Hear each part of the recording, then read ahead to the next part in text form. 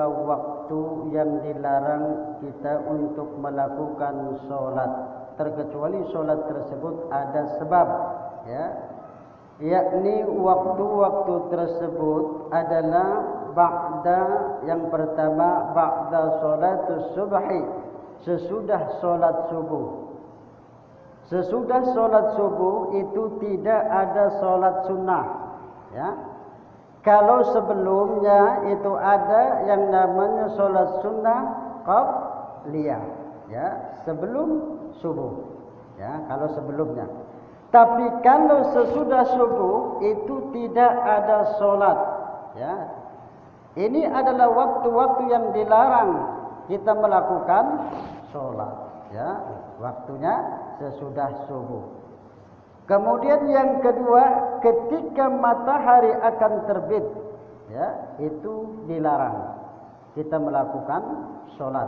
Matahari itu akan terbit, kita dilarang untuk melakukan sholat. Terkecuali qadra rumhin, matahari itu sudah tingginya 1 tombak, itu boleh kita melakukan sholat, ya, itu. Jadi yang pertama, sesudah sholat subuh itu tidak ada sholat. Kemudian ketika matahari akan terbit itu, ya, dilarang. Ketika terbit dilarang, ya, sampai matahari itu tingginya kira-kira 1 tombak.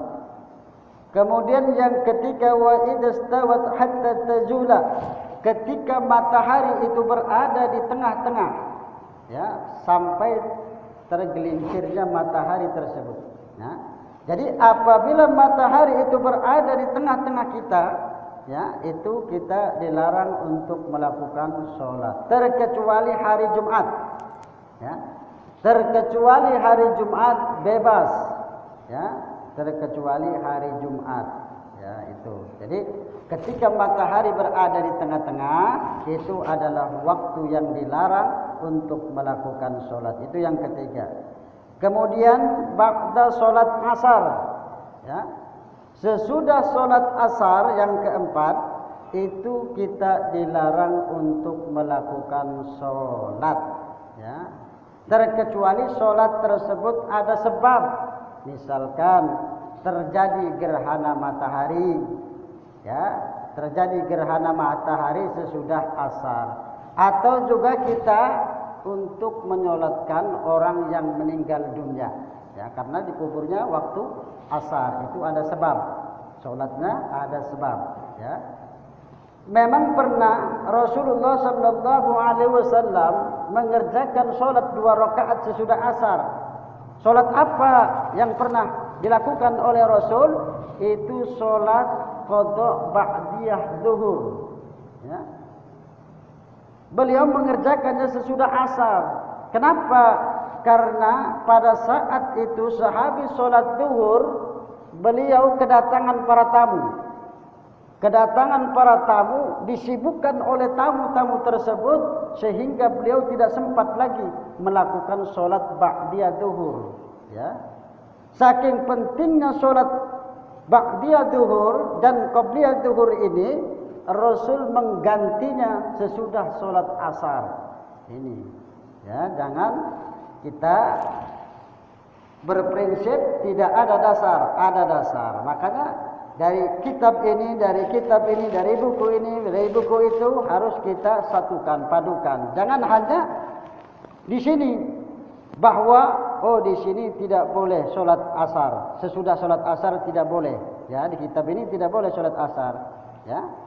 Kemudian ada yang mengerjakan sesudah asar misalkan. Kita hanya tahu bahwa waktu itu dilarang untuk melakukan sholat, ya. Kita hanya tahunya seperti itu. Kita tidak membaca hadis yang lain, misalkan, maka ini akan terjadi perdebatan di antara kita.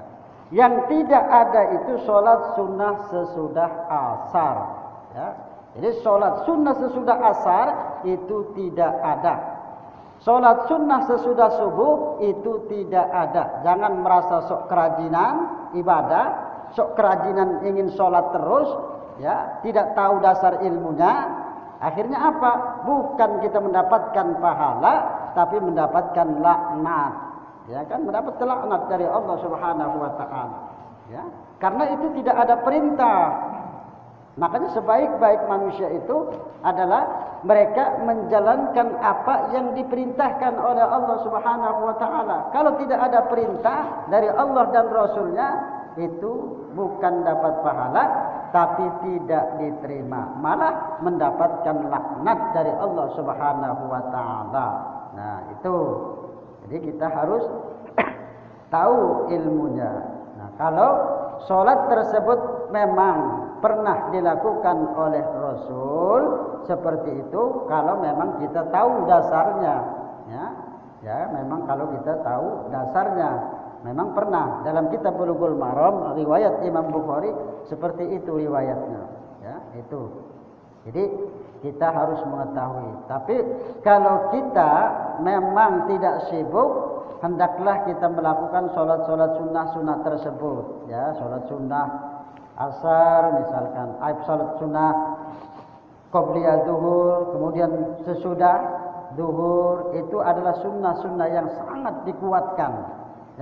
dikuatkan, Rasul tidak pernah meninggalkannya, sampai-sampai sholat sunnah ba'da zuhur beliau kerjakan di qadanya sesudah asar, karena beliau disibukkan oleh tamu-tamu beliau.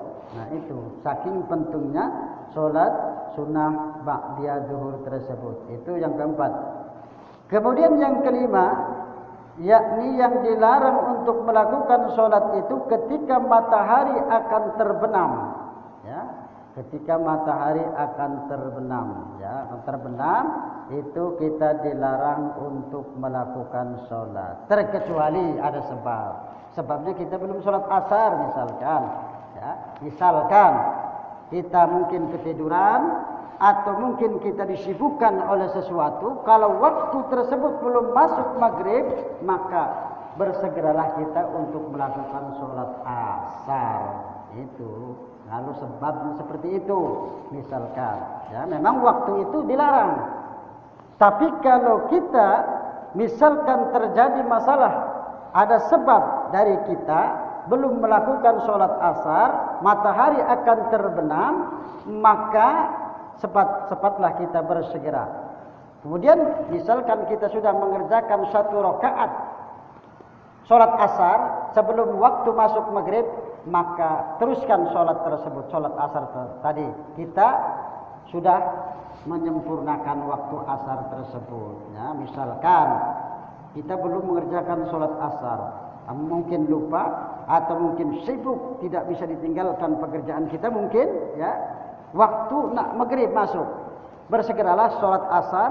Apabila kita sudah melaksanakan 1 rakaat, waktu maghrib masuk, maka itu tidak jadi masalah. Teruskan. Nah itu, ya itu. Jadi harus ada sebab sholatnya. Ya itu sholat. Memang waktu-waktu itu waktu-waktu yang dilarang kita melakukan sholat, kecuali sholatnya itu yang ada sebab. Ya itu termasuknya sholatnya yang ada sebab, ada gerhana matahari misalkan, atau ada menyolati orang yang meninggal dunia, itu ada sebab.